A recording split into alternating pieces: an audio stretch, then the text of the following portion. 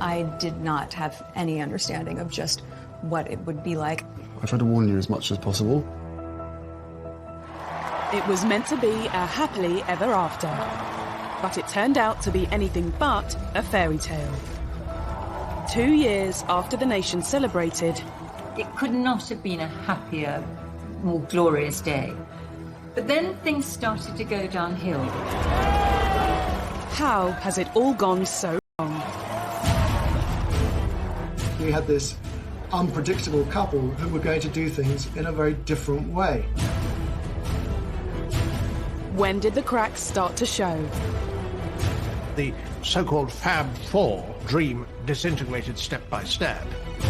Where did the problems really lie?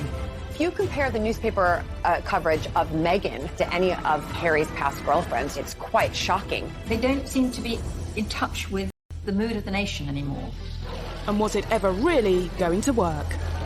It's not enough to just survive something, right? Like, that's not the point of life. You've got to thrive. As they try to start a new life in LA, they're going to war with an old enemy. Last night came the surprise announcement that she is suing the Mail on Sunday. It would be much better if Meghan and Harry simply said nothing. Were the signs of trouble there from the very start? And what does the future hold for Harry and Meghan? How celebrity are they going to become? How diluted will the royal brand become? Harry is stepping away from the life that he was born into. It has been 2 turbulent and very troubled years. They're like a drowning couple. The more they struggle to escape the things that they don't like, the more they sink.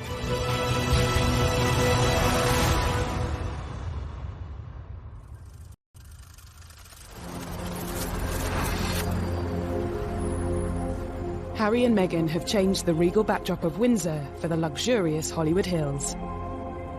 We won't be hearing about Harry, Meghan, and Archie and the royal family together as one for, I expect, for months to come until they come and visit over here, or maybe William and Kate and George and Charlotte and Louis will head on over to LA.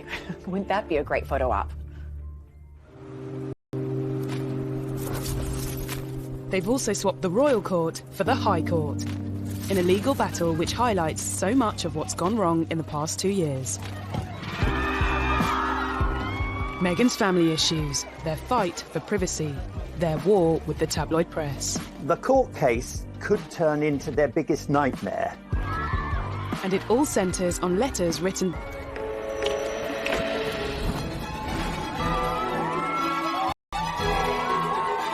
Only 2 years ago, Harry and Meghan's wedding had been a day when Britain basked in the sunshine and the warm glow of a royal couple, all set to transform the future of the monarchy. The mix of the tradition and the new and the mix of cultures totally embodied in one church service. And billions of people watched that service and were moved to tears, both by the romance of it and by what it represented. We celebrated with them, but were the seeds of their troubles already clear to those who looked? For the 2 years since the wedding, I think they've tried to recreate and maintain the kind of positivity that was around at the time, but that's just unrealistic and naive.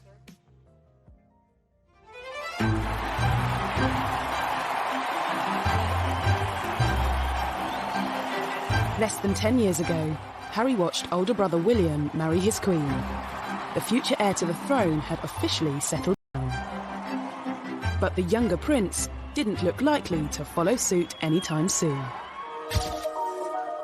This was quite a difficult period in Harry's public image because whilst people loved the sort of cheeky, chappy image, once he was constantly being photographed falling out of Sloane nightclubs on the King's Road, people did start to slightly turn against him. Pressure on the prince's love life had also been building. After 2 long-term relationships came and went.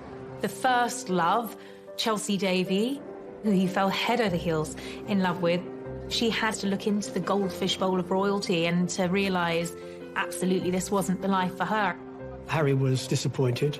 His second relationship with Cressida Bonus, an actor, and she too didn't like the idea of media intrusion. When you marry into the royal family, you have to give up so much individually as a person, or at least that's what's expected of you. Girlfriend-wise, you know, it's my private life, so it's a different story. But yes, I am very protective. Obviously, it is part of my life. It's something that is part of the baggage that comes with me.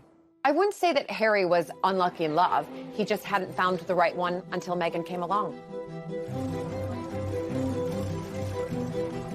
And when American actress Meghan Markle did come along, she looked set to change everything. When Meghan first appeared with Harry, she seemed absolutely perfect. The fact that she was American, she was a career woman, she was mixed race. She brought a whole lot of new things into the royal family that the royal family needed. In this strong, striking, confident woman, and the scrutiny of being in the public eye. But the nation's favourite prince, with a divorced Hollywood A-lister, raised some eyebrows from the start. Much attention was paid to her mixed heritage. Harry's fallen in love, and there were people happy about that. But then on the other side, there were people, the papers, the mainstream papers and the tabloids, talking about her in a very negative sense. People were already painting her in ways that it was clear they knew nothing about her, but it suited their negative narrative to call her what she's not, without any evidence. It is, and it was, racist. If you compare the newspaper coverage of Meghan compared to any of really Harry's past girlfriends, you know, it's quite shocking. The press has always denied racism. In November 2016, Prince Harry confirmed his relationship with Meghan in a statement telling the tabloids to back off. Looking back, was this an early sign that it wouldn't be business as usual? Harry issued this quite extraordinary statement attacking some sections of the media he wasn't going to tolerate, kind of invasive techniques that once surrounded his late mother. He couldn't protect his mother because he was only a small boy, but boy was he going to protect Meghan. In the explosive statement released via his press secretary, Harry also asked the media to pause and reflect before any further damage is done. This statement packed a punch. It was Harry speaking in a way that he had never done before. I mean, he was talking about levels of harassment, unacceptable levels of harassment, how Meghan had been the victim of sexist, racist comments and commentary and negative articles. He was clearly a very angry man. And actually, to a degree, he had a right to be. Prince Harry has always had a level of mistrust towards the media. But this was one fight that was always going to have an unhappy ending. The palace thought it was unnecessarily antagonistic, and as though Harry was somehow spoiling for a fight. He went about it in an aggressively confrontational kind of way.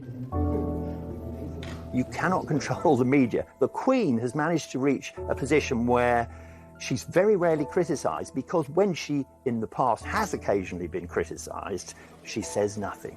It would be much better if Meghan and Harry simply said nothing. A year after Harry's unprecedented statement, news broke that he and Meghan were engaged. The nation's favourite younger brother decided to give us all some good news today by announcing he was to marry the likeable Meghan Markle.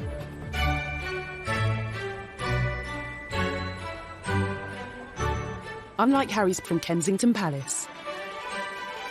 I was, of course, anticipating it, me being an American, who obviously I've married into aristocracy, and then to see somebody else, just to see how she would be on camera. And it was wonderful. What we're doing, just roasting chicken and Trying to roast chicken. trying to roast the chicken. And it was just an amazing surprise. It was so sweet and natural and very romantic. You could see she was just smiling the whole time and almost laughing several times throughout the interview. But even at what should have been one of the happiest moments of his life, Harry still showed some signs of anxiety about how his fiancée would be treated.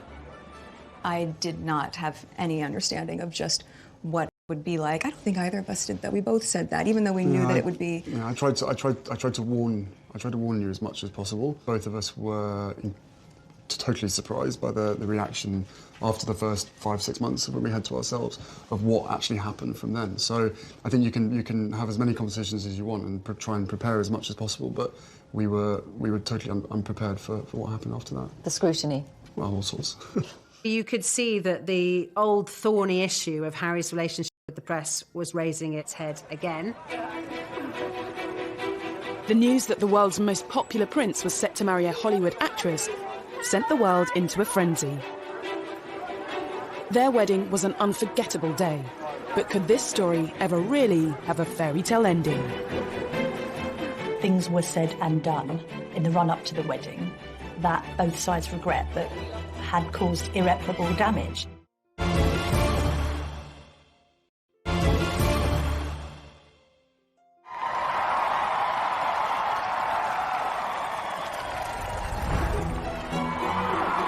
On the 19th of May 2018, the eyes of the world were on St George's Chapel in Windsor. The wedding day was wonderful. Meghan looked beautiful in her dress. Harry couldn't have looked happier. The ceremony itself was so vibrant, it was so new, it was so different, it was so unique to the two of them. And I think it was the start of something very, very happy and very, very special. Nobody can deny that the wedding day itself was sparkling. It was magic. It was like Disneyland. The couple were given the titles Duke and Duchess of Sussex. Everything seemed perfect, but was there trouble and unrest, just hidden from view? Everybody was happy for Harry. Everybody thought Meghan was marvellous. It could not have been a happier, more glorious day. But then wheels started to come off amid suggestions that the couple had been a bit difficult over the planning of the wedding and that demands were being made that perhaps weren't quite in proportion with their place in the royal pecking order. He said before the wedding, what Meghan wants, Meghan gets. Negative reports surrounding claims of Meghan's behaviour emerged from within the palace. It's been reported that Meghan was demanding that she wanted a certain tiara to wear, and then she was given the one that she didn't want to wear. And claims Meghan rowed with Kate's staff, which were denied by Kensington Palace. Meghan just didn't like any pressure, and on a couple of occasions she actually told staff not to interfere. It was none of their business. She would have the wedding she wanted. No one had any idea that this was all building up into a much bigger and wider, more troubling picture. According to reports at the time, it was claimed Meghan also clashed with members of Harry's own family. Speculation was rife. There was a huge row when Kate was upset because Meghan insisted she didn't like the dress that Princess Charlotte was planning to wear as one of the bridesmaids. And inevitably, if you shout at someone in private and you're a royal, there is a good chance it will be leaked. There was a constant feed of endless negativity. Author Tom Quinn believes Harry and Meghan's private accommodation played a part in the tensions. Nottingham Cottage is in the grounds of Kensington Palace, and it's quite small. I mean, it's tiny compared to the enormous double apartment that Kate and William have. It was being pointed out to them in no uncertain terms. They weren't in the First Division because that place is held by William and Kate. So inevitably that led to friction. In Meghan's world, if you're determined enough, you can get to the top, but Meghan can't. She can't get to the top, whatever she does. Was the untraditional mix of American celebrity and British royalty ever really going to work? The wedding was also marred by controversies surrounding Meghan's father. We're talking a global wedding for millions to see across the world. People are anticipating this, and what's being reported day after day to the lead up of the wedding is about her father, Thomas Markle, and is he going to come over and walk her down the aisle? Are they speaking? Have they spoken? There was the whole farcical business of Thomas saying, I can't come to the wedding, but then photographs suddenly appeared, taken by a paparazzi, showing Thomas Markle being measured for a suit, looking at a book about English landmarks. And these pictures were sold all over the world to the huge embarrassment. Thomas Markle couldn't walk Meghan down the aisle, but he did carry out a string of interviews with the British press. It meant he continued to dominate headlines even after the wedding. I'm a footnote in one of the greatest moments in history, rather than the dad walking her down the aisle. Millions watched this interview on ITV's Good Morning Britain as he explained why he staged paparazzi photos. They take all kinds of pictures of me that making me look negative. So I thought this would be a nice way of improving my look. Well, obviously that all went to hell. And I feel bad about it.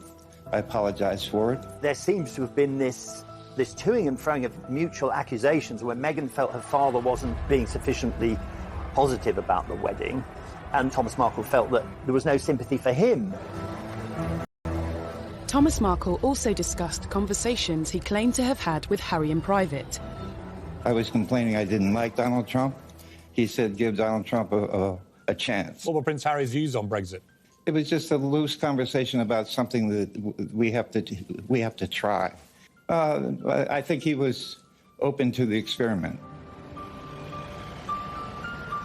But text messages presented as evidence in Meghan's upcoming court hearing have revealed what conversations really took place.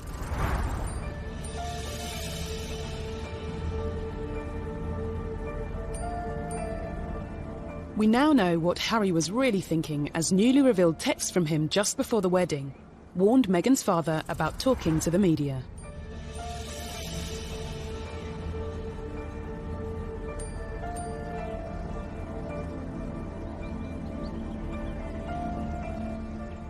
These text messages are actually evidence showing that they were reaching out to Thomas Markle, that they didn't close him off by any stretch of the imagination, that they were trying to contact him and speak to him.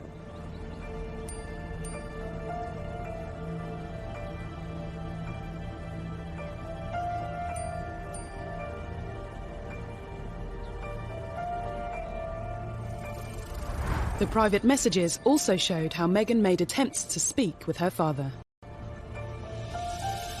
Not sure the royal family as a whole will be affected in any way by the publication of these texts, but they won't like the fact that Meghan and Harry have shown once again that they're not very good at dealing with the media.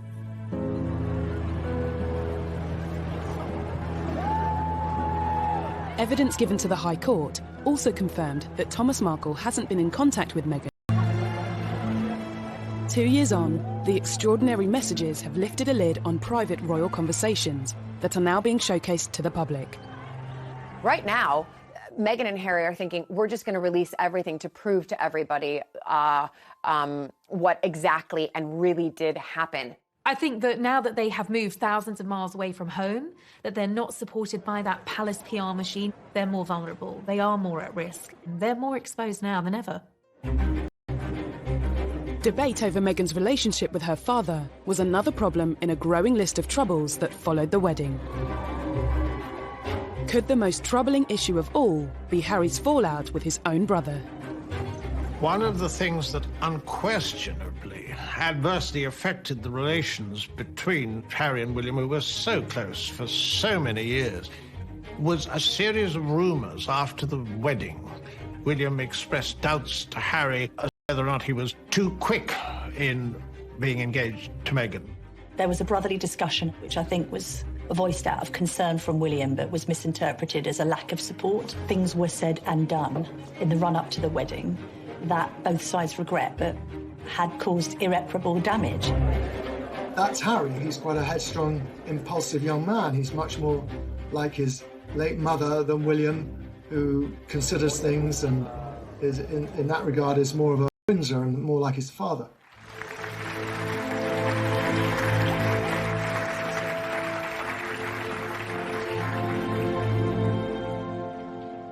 The alleged rift between Harry and William cast doubt over the future of the Fab Four, the title given to the brothers and their partners after they joined forces for the Royal Foundation charity. They looked amazing, they were all similar ages, and they all had, it looked like a common purpose to make the royal family younger, more modern, more diverse, more approachable, more empathetic. All of those things worked very, very well for a brief period, and then the cracks started to show. Had signs of trouble even been evident at their first public event as a quartet? Okay, the last thing you disagreed on, how do you resolve it? I can't remember, they come so thick and fast. But is it resolved? We don't know. Oh, we don't know. Well, you're putting on a great show if it's not. The so-called Fab Four dream disintegrated step by step. Despite the troubles within their family, it wasn't long before news broke that the Duke and Duchess of Sussex was starting their own. The real crunch came when Archie was due to be born. Even before the birth, Meghan's celebrity lifestyle... Now, nothing wrong with going to a baby shower. That's what Americans do. We don't do it so often in the UK. But they do it in America. It's a common practice. But she flew over a private jet. What's wrong with a commercial jet? It was the first sign of breaking with royal tradition, and there would be more to come. They wanted to do things very differently. All right, so far, but things then got a bit laughable. All the little signals meant a breakup with the royal family was inevitable. And now suddenly we had this unpredictable couple who were going to do things in a very different way.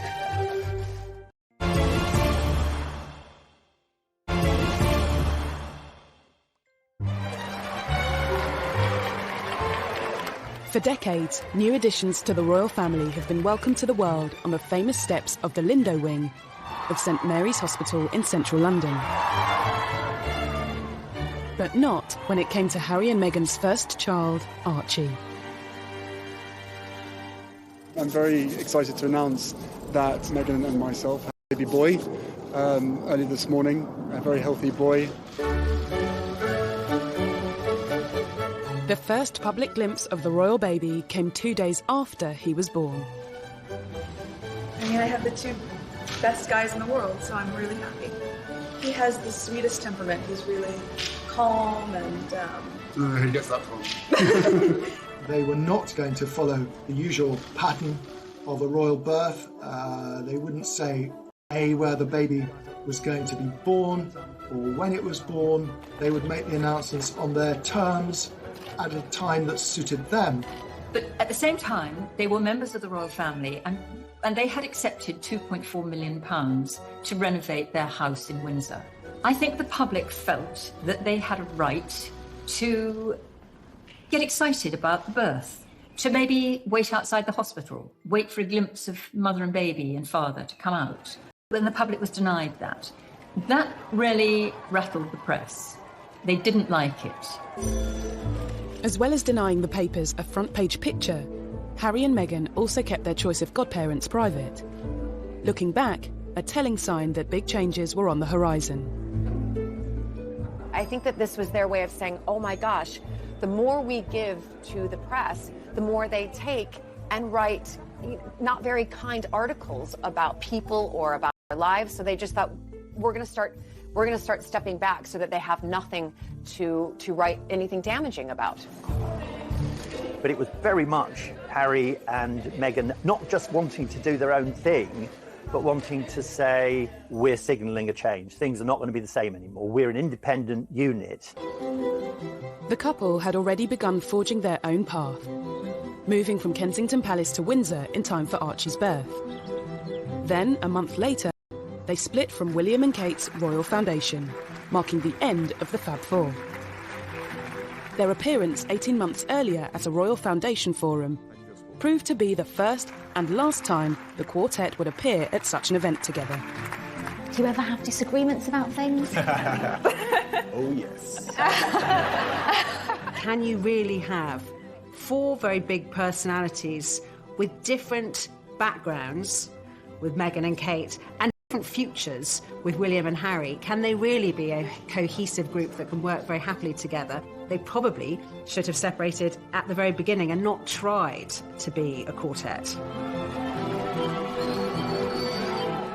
As a new family, Harry, Meghan and Archie toured southern Africa. I wanted to ensure that our first visit as a family, with my wife by my side, focused on the significant challenges facing millions of South Africans. Many of their troubles seemed to disappear. They got very positive press in southern Africa. That went down incredibly well. They couldn't have done it had they written the script themselves. Couldn't have been better. They were the golden couple sprinkling fairy dust all over southern Africa. And then at the end of that tour, they completely shot themselves in the foot. This led to the ITV documentary where they talked about being so deeply unhappy as senior members of the royal family, which hit the world like something of a thunderbolt. In a revealing documentary, Harry and Meghan expressed their true feelings and the problems bubbling under the surface. There's been a lot of talk in the press about rifts with your brother. How much of that is true? Look, we're brothers. We'll always be brothers. We're certainly on different paths at the moment, but I will always be there for him, and as I know he'll always be there for me. I don't know what the impact on your physical and mental health of all the pressure that you clearly feel under. Thank you for asking, because not many people have asked if I'm okay. It's not enough to just survive something, right? Like, that's not the point of life. You've got to thrive, you've got to feel happy, and I think I really tried to adopt this British sensibility of a stiff upper lip. She did really try to adapt this British stiff upper lip, keep calm and carry on, you know, never complain, never explain. But let's remember, she's American. We like to complain and explain. Rather ill-advised in my view, because, you know, he talked about how, you know, grim their lives were against a backdrop of one of the most benighted and poorest parts on the globe. This wasn't enough. They also wanted to send a message to the tabloids. While Harry and Meghan were 5,000 miles from home last night, came the surprise announcement that she is suing the Mail on Sunday for publishing a private letter she wrote to her estranged father. Harry's bombshell statement at the end of that tour announcing that his wife was taking legal action against a newspaper, and really, well, a character assassination, I suppose, on the British media. No one expected it to end like that. Harry and Meghan were very publicly sharing their troubles with the world, and the world lapped them up. I think that part of the fascination and the outrage thrown at Harry and Meghan is probably deeply rooted in jealousy in some part, right? People don't want to accept that. Be it ordinary people like you and I, or, you know, high-profile people who just want to get in there. People think that Harry and Meghan is the next, I don't know, chapter or episode of Netflix's The Crown. No, these are real people. At Christmas, Harry and Meghan did things their own way again. They spent Christmas in Canada, not Sandringham. The only other time Harry had missed Christmas with the Queen was when he served in Afghanistan.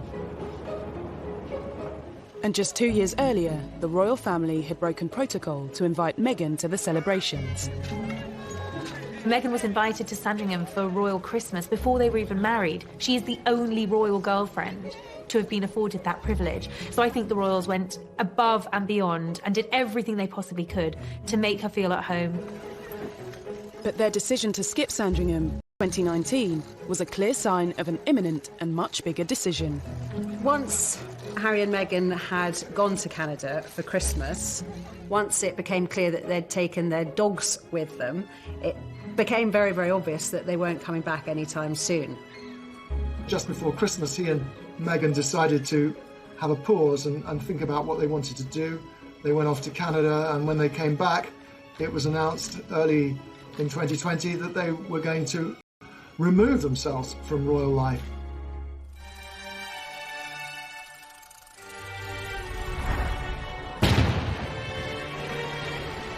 In January 2020, they dropped the biggest bombshell of all. They said they intended to step back as senior royals. It was absolutely shattering. He gave other senior royals, including the Queen, almost no notice at all. And I thought that he and Meghan had gone rogue, and that this was a deplorable way to handle it. I think that the Queen should have been informed. There had been negotiations that had been going on for some time, but nothing had been decided. And he was told to commit his ideas to paper, and he responded, well, no, if I do that, it'll just end up in the newspapers. Essentially, on one hand, you had a royal family feeling that they were being bounced into making a decision on the couple's future, and the couple being very frustrated that the palace machinery wasn't quick enough to respond to their desire to change things. For many, what became known as Megxit now seems like it had been inevitable from the start. Harry and Meghan saw perceived slights at every twist and turn, and things which seemed quite minor became quite major, and it really came as no surprise as the weeks and months went by that really what they were angling for was not just a different kind of royal life, but a different life, and in fact a life absent from the royals, if you like, to break free from royal duty and everything that he'd been used to, which of course is what happened. Was the break down to tensions with the press, issues with traditional royal life, or something else? I think he defers to her a great deal, and she's a very confident, articulate woman who's done very well for herself, but I think she has no idea of the sense of duty. Now, Harry is in his 30s, right? And I do not understand why anybody would think that he would not have matured, changed, grown up in different ways. And the fact that you're seeing a side of Harry that you haven't seen before is because this context in which he's currently dealing with did not exist before. Why is that surprising? Should we have seen it coming? Has Harry never really been happy with his royal role and all the attention it brings? Did he find his greatest peace when he was in the army? The army allowed Harry to feel normal. That's what he wanted. Would you say then you're more comfortable being Captain Wales than Prince Harry, or is it just a case? No, definitely. I think I've always been that. My father's always trying to remind me about who I am and stuff like that. But it's very easy to completely forget about who I am when I'm in the army. You know, everyone's wearing the same uniform and doing the same kind of thing. Harry and Meghan's announcement also detailed how they wanted to be financially independent and retain some royal responsibilities. A meeting was called between Harry, Prince Charles, Prince William and the Queen.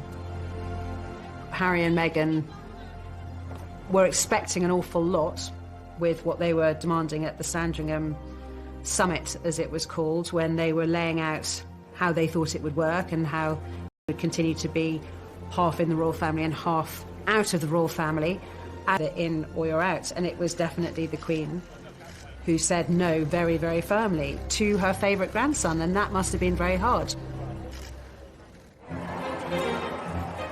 Harry and Meghan's final royal engagement was in early March, and for some, it seemed their troubles were still on display. There was quite a lot of tension there. There was some interesting body language with both of the brothers studiously examining their programmes and not really talking at all. Meanwhile, Meghan's there with a megawatt smile, trying to make the best of things.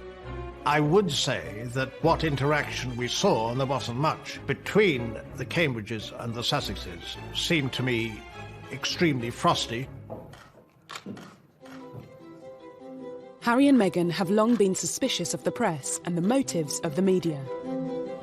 But taking on the tabloids is a battle that can come with consequences. If you want less press intrusion, yet you launch court cases against the press, this could lead to the ultimate horror that Meghan could appear in court, at least in theory, against her father, Thomas. They don't seem to be in touch with the mood of the nation anymore.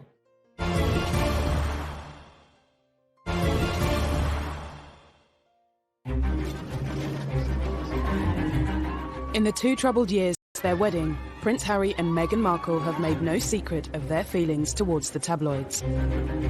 Looking back, Harry has long been vocal about what he sees as press intrusion.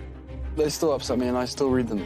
Why, I do not know. And so what do you think the public perception of Harry is? I don't know, it fluctuates. It depends on what the media want to write, I suppose. That feeling only grew when he and Meghan became a couple. We were just hit so hard at the beginning with a lot of mistruths that I made the choice to not read anything, positive or negative. It just didn't make sense. Being part of this family and this role and this job, every single time I see a camera, every single time I hear a click, every single time I see a flash, it takes me straight back.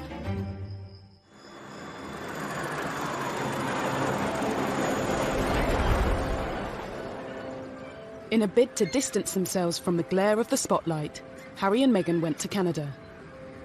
I think the reason for this whole upheaval, I suspect, was that Meghan was unhappy here and Harry wanted to protect her and to make her happy.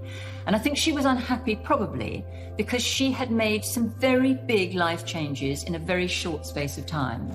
She'd left her job, she'd left her country and all her support network in America. She had come to a new country, she'd married into a big family, and she'd taken on a new job, and she had had in under 2 years. People had been putting the dots together and working out that actually they hadn't just gone for a long Christmas break. They really had escaped, as far as they saw it, and had no intention of coming back. There was shock in the wider British public. I think there was dismay and great sadness that it seemed so drastic. Any plans for an easy transition across the Atlantic soon hit controversy. Canada said it would not foot their security bill following their change in royal status. Security has always been so important for Harry, and he's stressed this throughout the negotiations. But this will be extremely costly. It's like a sort of daydream. It's like a dream of an ideal world where they can have a private life and they'll be able to do whatever they want. There wasn't an easy way for them to be half in and half out royals. Just days before their royal status was officially due to end, Harry and Meghan's plans changed. As US borders threatened to close amidst the coronavirus breakout, Harry, Meghan and Archie made a dash for California. Harry, I think, decided, probably quite impulsively, which is in his nature, to get Meghan back to her comfort zone. Their original plans have sort of fallen in tatters. They've got to decide what it is they want to do, how they want to do it, when they want to do it, and where they want to do it. They've got advisors around them, and I hope they're getting the right advice, because the right advice is not just about what is good for Canada and the United States, it's also what is not going to bounce back on the monarchy and on the institution. It's important that they take that into consideration as well. As Harry and Meghan attempted to settle peacefully into LA life, their battle with the British press continued. Their long-awaited court case finally got underway.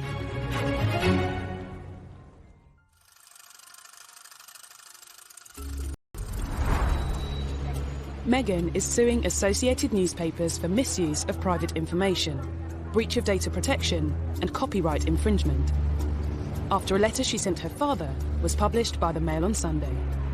This is a private letter to her father expressing, her feelings, and having that released absolutely will cause distress on anybody. But to do so, she and Harry have had to reveal more personal information in court. They don't like being written about in the British tabloid press, but at the same time, they are suing, and that will come out in the courts, all of the text messages and the documents. So they must feel very, very confident that what they have to show will, in one sense, vindicate them. Absolutely. They want to use this opportunity to change about her father. Clearly, it means a lot to her personally to be able to say, none of these things are true. I got in touch with my father. I tried to help my father. It was difficult to reach my father. He wasn't responsive. The reality is that they have to do this. And whether they win the court case or not, they're the first to do it, and I think that means a lot. The first round went in favour of the Mail on Sunday, with the judge dismissing some of Meghan's claims against the publisher, including allegations that it acted dishonestly. The judge threw out, in the preliminary hearing, threw out some of the allegations that Meghan and Harry had made against the Mail. He described them as irrelevant, just not part of anything the law could look at or decide on. But that was just the opening battle. When the case goes to trial, it could all get really uncomfortable. If you want less press intrusion, yet you launch court cases against the press, this could lead to the ultimate horror, and that would be that Meghan could appear in court, at least in theory, against her father, Thomas, who has contributed to a great deal of the adverse publicity that they've received. That would be a global news story and be truly bizarre. On top of Meghan's legal action, Harry has also filed a lawsuit against The Sun and the Daily Mirror for alleged phone hacking. I think Harry doesn't really like the press, and I think he often puts on a smile and a brave face, but deep down there's a loathing there. He's obviously trying to be specific with the Mail on Sunday's publication of Meghan's letter, and indeed he's being specific on hacking. If legal proceedings weren't enough, the pair have written an open letter to the Daily Mail, The Sun, the Daily Mirror and the Daily Express, signalling their intention to sever all ties with them. In the letter, they told the newspapers to expect no corroboration and zero engagement. Immediately, it was picked up by the tabloids and made into a story itself, and it made Meghan and Harry also, it made them seem petulant. They'll dig around even more furiously now for the sort of information that Meghan and Harry don't want to come out. So it will have the opposite effect from the one intended. The choices he's going to have to make moving forward. But that absence of palace protection, which he did find frustrating, there is a sense that even before Meghan was on the scene, he was growing sick and tired of being told what he couldn't do by the palace. I'm not quite sure what it is that they want. You're taking on a big beast if you go to war with the tabloids. They are very powerful, and they have the ability to make or break. The months to come are going to be crucial for Harry and Meghan as they start a life away from the royal family. They are tremendously happy together, but there's no question that this is at a very high price. Harry and Meghan's life as a married couple at the forefront of royal duties in Britain lasted just 2 years. The couple's new life is here, Los Angeles. But it hasn't taken long for reports to emerge claiming Harry feels his world has been turned upside down and that he misses the military. When he did leave, he clearly wasn't ready or willing or able to completely sever those ties, which is why he's continued not just with some honorary titles and sort of bells and whistles jobs, but he wanted to really continue to support particularly injured servicemen, both with the Walking Charity and with the Invictus Games. And that has obviously brought him a lot of happiness. I think that's the thing he's going to miss the most now that he's not in the UK. He'd be like a lost soul there. It'd be far worse for Harry in America than it was for Meghan in England, because he's not as tough as she is. It seems for Meghan, there's no place like home. If you look at the photos when we were first kind of introduced to Meghan, she was in yoga leggings, she was in her Ugg boots, she was casual, and then all of a sudden she moves over here and she's in, stockings, or as I would say, pantyhose, wearing a dress, having to wear a hat, full hair and makeup, heels all of the time, and all of a sudden they've gone back to North America and she's back in her yoga pants and, her comfy boots and casual, and going back to how probably she has been living her whole life apart from this little blip when she was living here for, less than 2 years. How are you making it no different from some of us that pack up our bags and go live in Australia or New Zealand or move to South Africa or decide to go live in Iceland? When you get there, you figure out whether or not you're comfortable, whether or not you're getting what you want from the place. And maybe they plan to be there for a short while, for a long while. I don't know. And can I be honest? It's not my business. While the couple have been stateside, there have clearly been some things they've missed back in the UK. Reports claim Harry is back in touch with William, and the whole family video called the Queen. They did the Zoom call, on the Queen's 94th birthday with Archie, and, that was, accurately reported. This is her grandson. This is her great-grandson. So the Queen's always going to have a connection with Harry and vice versa. And that was reported in two ways. Some viewed it as a cynical PR move. Others said Harry and Meghan can't win. They were simply showing they've not forgotten their family. I think Harry loves his grandmother, the Queen, and in his mind first and foremost, along with protecting Meghan and Archie. Harry and Meghan may have very little control over what is written about them. But with a new bombshell biography on the horizon, is this a sign that they are trying more than ever to be authors of their own future? A tell-all book would really quite shock everybody. I don't think that they're really even worried about the damage to their reputation. And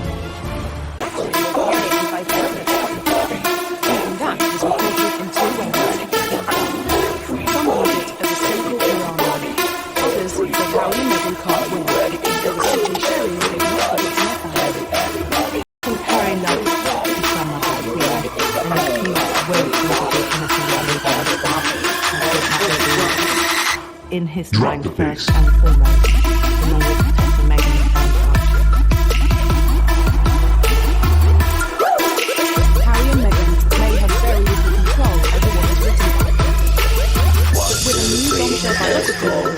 now, 1, 2, 3, all the girls go round and round, 1, 2, 3, DJ. really tight clothes. Drink up and drink it up. We can say never give up. Drink it up, I drink it up. You drink it up, we drink it up. Drink yourself.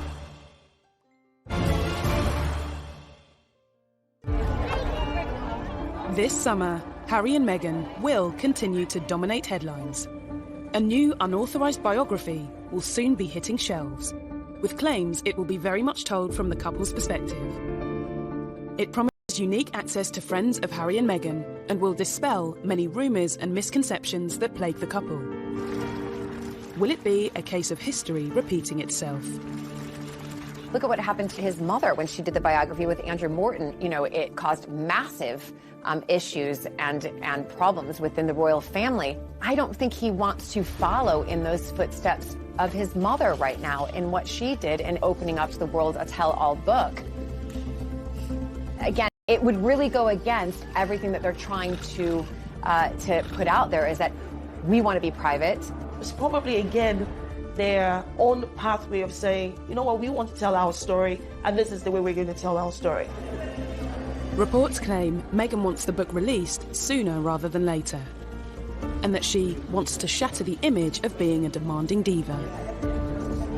You can be certain that the book won't give both sides of the story. I think it's more likely to be a self-justifying book, but it does give them something to do in a world where, especially Harry, has nothing to do. It seems their story is far from over, but Los Angeles comes with its own way of doing things. In the world of celebrity, anything goes. I mean, you can go to a burger joint and be photographed outside. Haven't got the same kind of privacy restrictions, but also the same agreement between newspapers and the palace. They're not protected by the palace anymore. How celebrity are they going to become? How diluted will the royal brand become? You know, Harry is stepping away from the life that he was born into. That comes with risks for him. Harry and Meghan say they're determined to carry on charitable work. Marking Archie's first birthday, the couple featured their son in an online charity video, only to receive yet more criticism. We're going to read Duck, Rabbit, Eddie. Oh no. Good job. I think it's very odd and typical of the slightly contradictory nature of their lives and their views, because making a video of Archie on his first birthday is very sweet, and we know it's linked to a children's charity that Meghan supports, which is all good. But at the same time, it does show that Meghan, probably more than Harry, is not going to be able to say goodbye to the media and to having a media presence. She can't do it. They could release photos of Archie whenever they want to. I don't think they're really having their cake and eating it too. I think that they feel like, well, we can now do what we want to do. For Meghan, life has gone full circle and she's back in Hollywood. But where does that leave Harry? I think they'll take a lot of advice from the Obamas. They've set up their production companies, that they'll be talking to Oprah Winfrey, they'll be talking to big figures like that to try to find a way to carve a role for themselves as philanthropists, entrepreneurs, huge figures on a global platform. How they earn their money without people think they're trading in on their royal status is the tricky bit. However they choose to earn a living will be a new venture for former senior royals. If it doesn't work out, is there a path back to the palace? I think in a way it's seeing how they behave. If they use the royal family to make pots of money, then it won't be very good. If there's a tell-all interview on the television by Meghan and or Harry, that's not going to go down well. So they're really under the watchful eye of the royal family for the first year, which they probably don't like at all. The door has been quite clearly left open by the Queen for them to return to the royal family if that was what they wanted to do. She has allowed them to keep Frogmore Cottage, although they've been asked to pay back the £2.4 million that the taxpayers paid for the refurbishment, and rightly so. They haven't lost their titles. They haven't been stripped of their titles as such. They're just not able to use the HRH Lee has always wanted. Meghan has been the catalyst. She has enabled him to do this. She's helped to give him the confidence to take a step outside of the role that he was born into and to embark on a new chapter.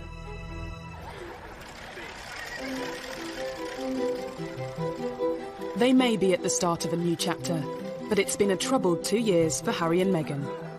If Looking back, were there signs of trouble from the start? And looking to the future, are there signs of more trouble yet to come? Harry was intent on a different path, clearly. I mean, I don't think he deliberately set out to upset the public, and quite possibly he hasn't. Although I do think a lot of people have become rather disenchanted with him and her over what has happened subsequently, and he is not quite the popular figure that he once was. No matter what, someone is going to be criticizing them, no matter what they do. They have this wonderful platform and they know it. I don't think they're getting very good advice at the moment, and I don't think they are thinking a lot of these things through. Harry and Meghan are no different from any other couple out there. This is one of the fights that they have to undertake together.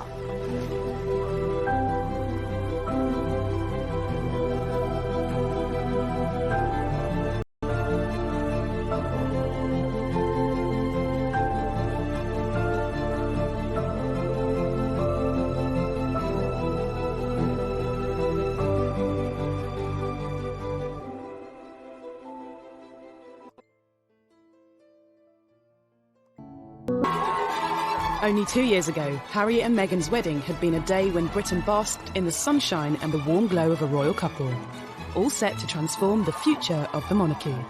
The mix of the tradition and the new and the mix of cultures totally embodied in one church service. And billions of people watched that service and were moved to tears, both by the romance of it and by what it represented. We celebrated with them, but were the seeds of their troubles already clear to those who looked?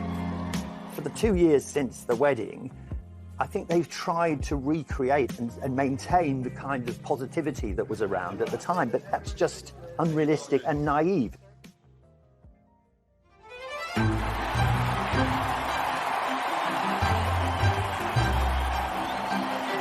Less than 10 years ago, Harry watched older brother William marry his queen. The future heir to the throne had officially settled